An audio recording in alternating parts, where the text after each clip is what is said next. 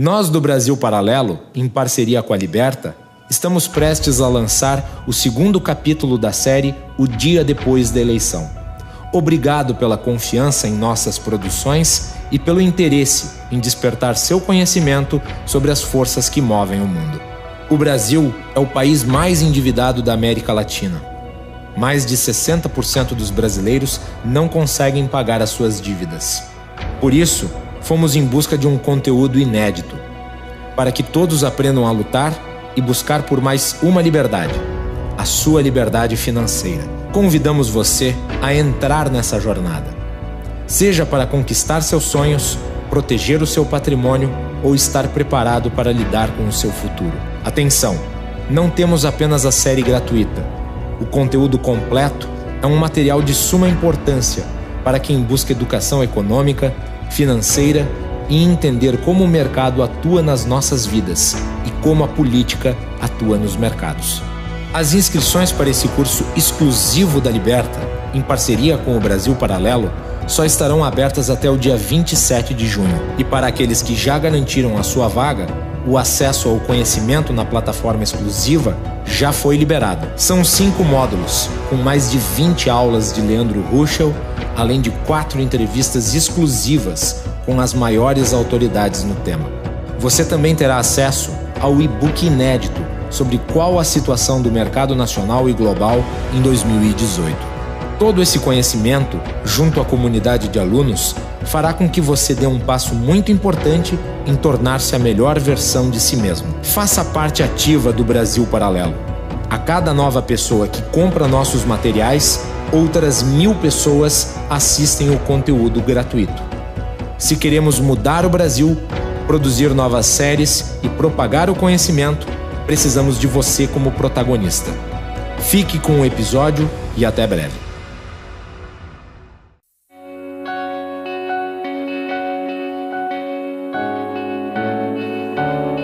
Insistir no erro parece ser a diretriz econômica no Brasil. Apesar do milagre realizado pelo Plano Real, a maquiagem de dados feita antes da eleição de 1998 cobraria seu preço mais tarde. O rumo ao primeiro mundo foi perdido, e o Brasil entraria de cabeça nos anos vermelhos de sua história. O infame estelionato eleitoral se repetiria, mas dessa vez o buraco seria mais profundo. O maior esquema de corrupção do mundo seria escancarado pela Operação Lava Jato anos mais tarde, levando o país ao retrocesso e à mais grave crise de sua história.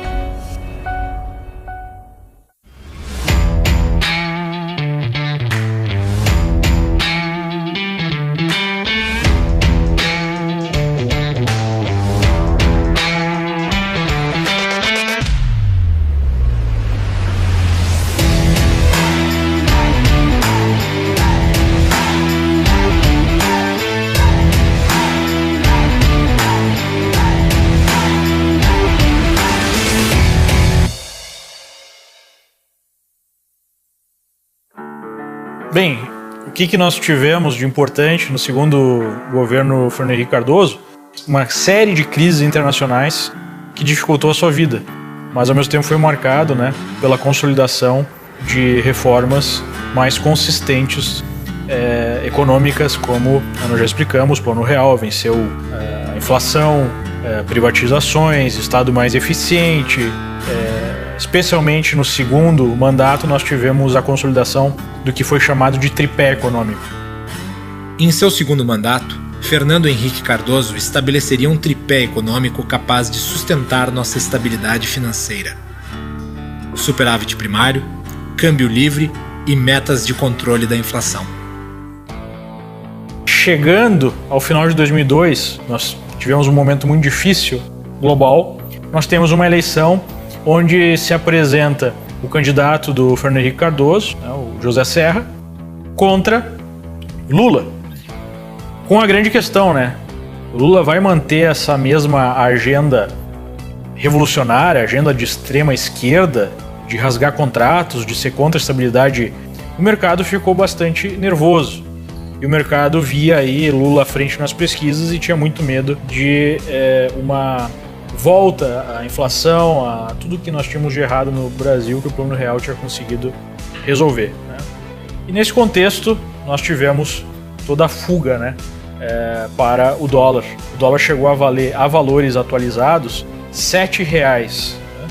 E tivemos alguns momentos de pânico no mercado. Até que durante aí o segundo turno, nós temos Lula apresentando à sociedade, né, a carta ao povo brasileiro. Lula queria provar que era confiável. O aspecto desleixado já dera lugar à barba parada e aos ternos Armani. Agora, as bravatas revolucionárias eram substituídas por promessas de manter o tripé econômico, buscar a estabilidade e evitar rupturas institucionais. Tivemos então, no segundo turno, Lula ganhando com 62% dos votos, praticamente a imprensa em peso apoiando, né, a sua candidatura e a chegada ao poder do menino pobre que veio do Nordeste, metalúrgico, né, obviamente uma imagem muito artificial, exagerada, construída. Ele foi eleito com uma consolidação assim, de vários setores diferentes da sociedade no apoio à sua candidatura, que envolveria a ideia de manutenção da estabilidade financeira com um cuidado social. Aquela mesma ideia que o Estado precisa ser o ente que vai gerar justiça social, vai gerar igualdade, vai desfazer as injustiças históricas, né, a opressão e tudo mais. Mas não de uma forma revolucionária, e sim de uma forma mais democrática, vamos colocar assim. E nos primeiros momentos Lula confirma, né, digamos assim, ele mantém a sua palavra, que tinha sido empenhada na campanha, que iria manter a mesma política econômica do Fernando Henrique Cardoso, coloca na presidência do Banco Central Henrique Meirelles, coloca na Fazenda Antônio Palocci, que era dentro, né, da estrutura do PT, naquele momento um sujeito bem mais moderado, e de fato mantém as mesmas políticas, mantém o tripé de metas de inflação, de superávites consecutivos fiscais e de um câmbio flutuante. Enquanto o PT inicia sua era, o mundo se recupera do ciclo de crise do começo dos anos 2000 e entra num ritmo de grande crescimento, puxado pela China, cada vez mais aberta ao capitalismo global. Uma das maiores expansões da história seria muito favorável ao Brasil, pois o mundo demandava a nossa produção de commodities. Uma situação muito propícia para o crescimento brasileiro, porque nós tivemos a casa arrumada ao longo, né, das reformas produzidas aí pelos governos Fernando Henrique, né, Itamar Franco, Fernando Henrique, e nós tivemos uma situação global extremamente positiva e nós tivemos um refluxo daquele movimento de aversão que nós tínhamos no Brasil por conta de medos, né, em relação à eleição de Lula. Então nós tivemos um boom de crescimento. A Bolsa de Valores, se não me engano, em 2013 chegou a subir mais de 100%. O câmbio caiu forte, os juros começaram a ceder. E isso basicamente criou um surto de crescimento no país, um surto de prosperidade. Então se tem algo, né, que podemos colocar na conta do Lula como positivo, foi a decisão de não, né, manter a sua postura radical, a decisão de manter as políticas lá de equilíbrio fiscal, enfim, de equilíbrio econômico. E foi uma decisão muito inteligente.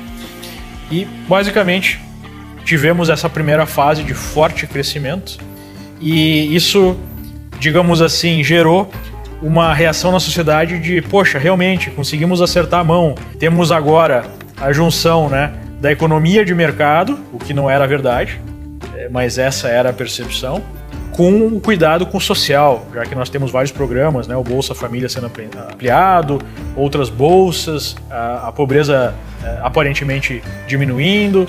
Então, nós tivemos ali um certo reforço nessa imagem de um líder que deu certo, né? Pô, finalmente conseguimos consolidar a democracia no Brasil com economia e com progresso social, vamos colocar assim.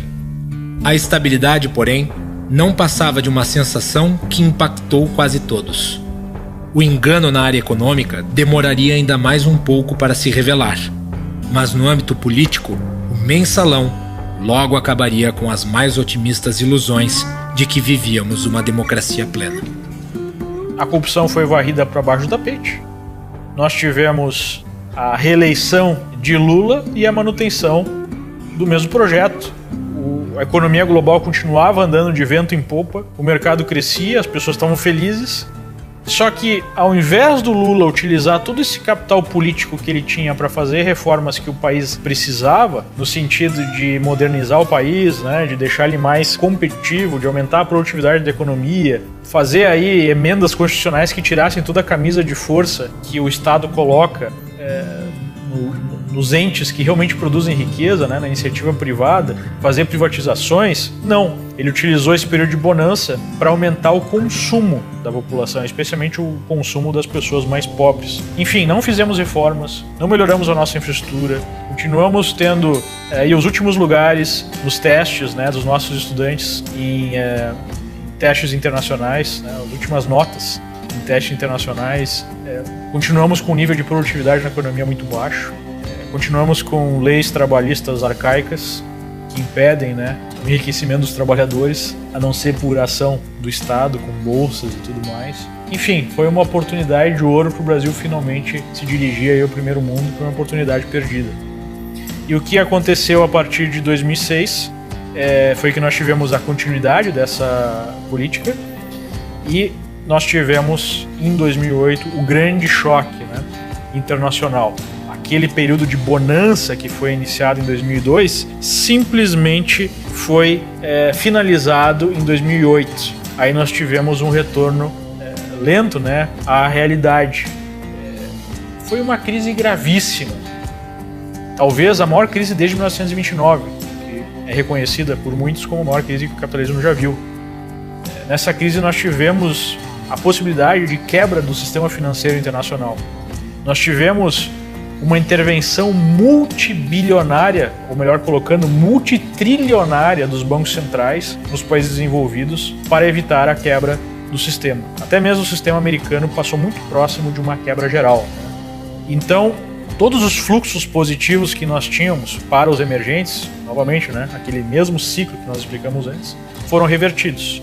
Alta forte do dólar, balança comercial piorou muito, enfim, nós tivemos um ambiente muito mais negativo na economia global a partir de 2008. Acabando esse tempo de bonança, temos então o quê? Temos o governo atuando com uma intervenção brutal na economia. Lembramos aí do Lula falando que no Brasil nós teríamos apenas uma marolinha, que não seria toda a crise, que nós teríamos, diferentemente do Ocidente mais avançado, né, dos países desenvolvidos, nós não teríamos uma grande crise no Brasil, porque no Brasil nós teríamos o Estado, né, protetor, com capacidade de intervir e evitar o pior. Lê do engano. A intervenção do Estado através do aumento de crédito estatal, que evitaria a recessão natural dentro do processo de expansão e correção na economia, causou uma bola de neve. A política de expansão monetária foi tão forte que em 2010 o Brasil teve o maior aumento de PIB em décadas, chegando a 7,5% de alta. Este cenário de normalidade das contas públicas foi falsamente criado com um objetivo: as eleições de 2010.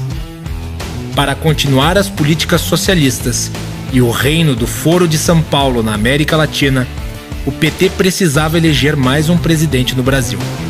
Nessa época, boa parte dos integrantes da cúpula do PT estavam envolvidos no escândalo do Mensalão, acabando por serem presos nos anos seguintes. Não sobraram muitas lideranças para se candidatarem nas eleições que se aproximavam. Então ele foi buscar em Dilma, né, uma tecnocrata até menos conhecida, essa figura do poste, que ele mesmo se referiu a um poste, meio que dizendo, olha, com o meu track record político, aí, com a devoção do povo a mim, níveis de aprovação do seu governo chegou a quase 90% nessa época, eu posso eleger quem eu quiser. E de fato, né, pegou uma pessoa que não tinha nenhum carisma, enfim, que não tinha grandes históricos, conseguiu fazer esse candidato, até contra a visão interna do próprio partido, dentro do próprio PT tinha dúvidas sobre a capacidade da eleição de Dilma Rousseff, e conseguiu eleger Dilma Rousseff. Novamente, lembrem, já numa situação completamente diferente da primeira eleição de Lula, porque nós tínhamos já a crise instalada na economia global, nós não tínhamos mais aquela mesma situação favorável e nós tínhamos já esse caminho adotado, né, pelo final do segundo governo Lula, de intervenção maior na economia, o que Dilma alegremente abraçou. A visão dela era mais interventora ainda. Então nós passamos a ter uma série de medidas que demonstravam o nível, né, de intervenção na economia que Dilma iria fazer. Foram muitas as desastrosas intervenções de Dilma e do PT na economia. Reduziram à força os juros, sem a preocupação de cortar gastos governamentais, nem fomentar a poupança, desrespeitando a independência do Banco Central. Utilizaram-se de recursos públicos para ajudar campeãs nacionais e países alinhados ideologicamente, entregando, via BNDES, centenas de bilhões de reais a mega empresários amigos do rei e a ditadores africanos e latino-americanos, incluindo Cuba e Venezuela. Descumpriram contratos no setor de energia elétrica, causando prejuízos bilionários, deixando uma conta que ainda está sendo paga. Controlaram artificialmente os preços, como dos combustíveis, mantidos abaixo da crescente inflação através de canetaços de Dilma. Enfim, uma série de medidas que fizeram com que o Brasil adotasse aí um retrocesso muito grande. A gente pode até observar isso em relação ao comportamento da economia brasileira com outras economias. Enquanto o mercado global começou a se recuperar nessa época, nós tivemos o Brasil continuando a sua queda em bolsa. Enfim, o dólar começa a subir e o Brasil, então, começa a apresentar um comportamento diferente do resto do mundo e até do resto dos emergentes. A própria China ainda estava crescendo e o Brasil começou, né, a crescer bem menos. E aí nós tivemos já esse modelo que foi iniciado, talvez esse ciclo que foi iniciado em 2002 com a eleição de Lula se esgotando. E isso começa a criar muitas animosidades sociais. Não podemos esquecer que o que deu início ao processo de, digamos assim, descrédito da população ou revolta da população contra o governo foi em 2013. As grandes manifestações de 2013 começaram em São Paulo, com a extrema-esquerda e as pautas de passe livre e de desestabilização do governo tucano paulista. Porém, em função da inflação e do desemprego crescentes, a população descontente e revoltada aproveitou para se somar aos atos, com uma pauta totalmente difusa, obrigando a esquerda a radicalizar ainda mais, com a violência dos black blocs para retomar o controle do caos. E aí vem novamente, né? Onde é que surgiu uma oportunidade de grandes ganhos ou de evitar grandes ameaças? Qualquer que seja a sua posição, seja você um investidor profissional, ou um investidor não profissional, ou um empreendedor, ou você tem a sua atividade, né, a sua renda, a sua forma de gerar a sua renda, qualquer que seja o caso, tendo o conhecimento desse cenário político, econômico, social, você teria condições de perceber que a corda iria estourar.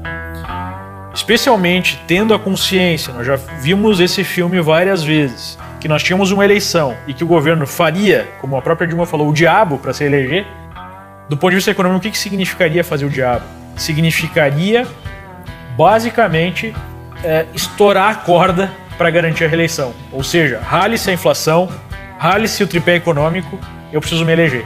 Então, ao invés de fazer uma correção, né, necessária, que geraria aí uma aversão ainda maior do público e provavelmente produziria uma derrota eleitoral na eleição de 2014, o que Dilma faz? Vamos aumentar o crédito, vamos manter aí essa política de expansão monetária, deixa a inflação, mas eu preciso me reeleger. Quando isso ficou claro, e isso para mim ficou claro a partir de início de 2013, eu pensei, é mais uma oportunidade que nós temos, né, de um desenlace que vai ser solucionado da seguinte forma, né, do ponto de vista de mercado. O dólar vai explodir para cima, os juros vão ter que subir e a bolsa vai cair. Novamente, a mesma situação. E de fato, o que nós tivemos? Nós tivemos, depois de uma campanha extremamente negativa, agressiva, né, onde nós não tínhamos nenhum candidato que cristalizou o apoio popular. Nós tínhamos Dilma, que representava a continuidade de um governo assistencialista nessa altura do campeonato, né, e só mantinha aí a popularidade por conta dessa visão. E do outro lado, um candidato como Aécio Neves, que tinha uma visão até mais positiva para a economia, mais Fernando Henrique Cardoso, né? Novamente, 2 candidatos de esquerda, nenhum candidato de direita nessa eleição. Mas o voto de Aécio foi mais um voto ante tudo isso que está aí, do que um voto, né, por conta aí da simpatia que as pessoas tinham pelo Aécio Neves. Então, nós teríamos, obviamente, uma resposta muito mais positiva do mercado se fosse a vitória do Aécio Neves, mas a situação já era muito negativa do ponto de vista da estrutura econômica. Para reeleger-se, Dilma Rousseff foi além dos limites dos gastos públicos, sempre no sentido de dar ao povo a falsa sensação de que não havia recessão com o controle artificial da inflação. Reeleita após superar Aécio Neves por uma margem apertada nas suspeitas urnas eletrônicas, com uma contabilização de votos secreta e questionável, Dilma teria agora de lidar com a realidade. Não demoraria para ficar evidente que os petistas cometeram estelionato eleitoral.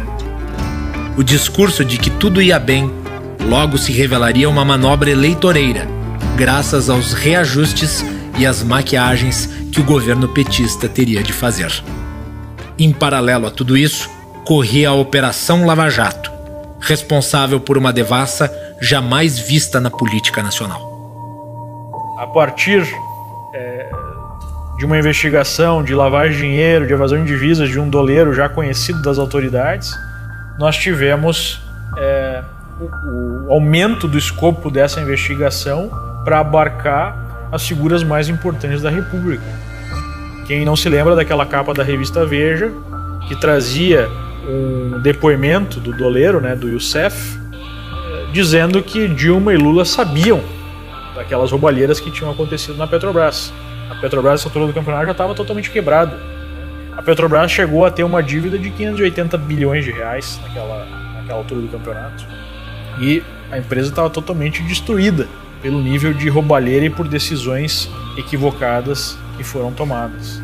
E nós tivemos ali as condições dadas para a evolução da Lava Jato, que foi tocada por uma equipe de primeira linha, por um juiz extremamente corajoso, preparado, né?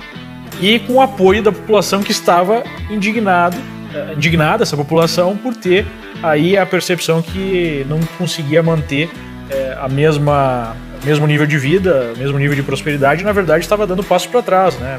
Desemprego aumentando, empresas fechando, tudo isso aconteceu de maneira sincronizada para gerar níveis gigantescos de indignação e revolta que explodiram nos protestos de 2015 e 2016, que foram produzir o impeachment da presidente Dilma em 2016. Essas condições são difíceis de acontecer. Basicamente, tudo aquilo que a gente imaginava que eu tinha feito a aposta aconteceu. O dólar explodiu para cima, a bolsa caiu forte, juros explodiram para cima, e nós tivemos um desarranjo social, um desarranjo econômico, um desarranjo político. Antes que terminasse o primeiro ano de seu novo mandato, Dilma já tinha um pedido de impeachment contra si acolhido pelo Congresso. Com base no descumprimento da lei de responsabilidade e nas pedaladas fiscais praticadas pelo governo, 367 deputados votaram pelo impeachment em 17 de abril de 2016. Apenas 137 se mantiveram fiéis ao PT.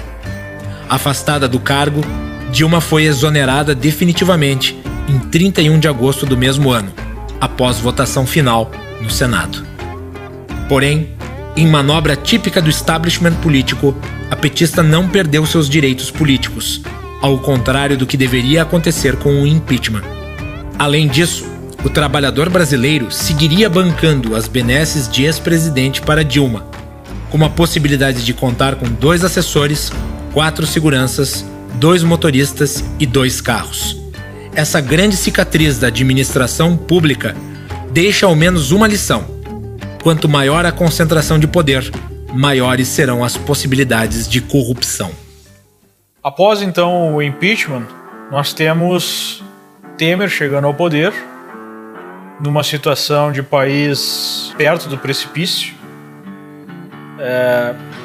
Um grande questionamento por conta do Temer fazer parte da chapa que foi eleita com dinheiro de corrupção, com dinheiro de propina, né, com claramente aí dinheiro desviado das construtoras, em que elas até assumem isso em delações premiadas, né, em acertos com a justiça.